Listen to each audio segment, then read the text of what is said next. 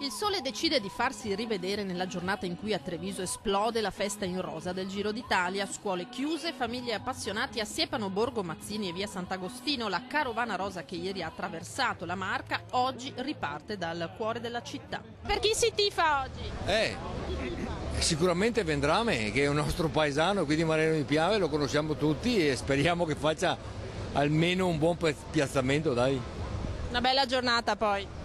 Sì, beh, una meraviglia, dopo 29 giorni di pioggia ci voleva il primo giorno di sole. E per chi tifa oggi?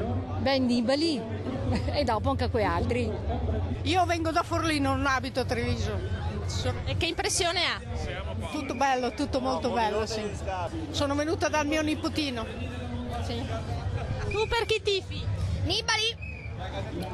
Viva l'Italia! Oggi sport, divertimento, bel tempo, credo che ci siano tutti gli elementi per potersi godere questa bellissima giornata e soprattutto godiamoci questa città da un punto di vista diverso, a piedi e in bicicletta, meraviglioso. Metteremo in campo fin da subito risorse e progetti perché Treviso sia sempre più una città ciclabile. Treviso, capitale della bicicletta, dice il sindaco. Il palco del foglio di firma è allestito davanti alla storica bottega di Pinarello. Salgono il capo della polizia Franco Gabrielli, la nazionale femminile di pallacanestro, i campioni che grandi e piccoli aspettano dal primo mattino sotto il sole.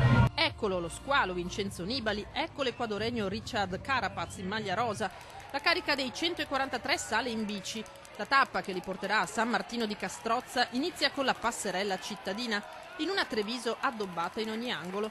Giro d'Italia che è vetrina del territorio. Il presidente del Veneto Luca Zaia, puntuale alla partenza, annuncia che si stanno già organizzando gli appuntamenti veneti del Giro 2021. Stiamo già abbozzando un progetto di visibilità per i territori e stupiremo con tappe sicuramente che faranno parlare. Direi che non c'è Veneto senza Giro, non c'è Giro senza Veneto. Abbiamo chiuso la fase dei 100 anni della Grande Guerra con il 2018, per cui adesso ampliamo tutto quello che sono ricorrenze storiche ma anche eccellenze dei territori dal punto di vista agroalimentare e magari anche eccellenze dal punto di vista industriale e artigianale. Il Giro è questo.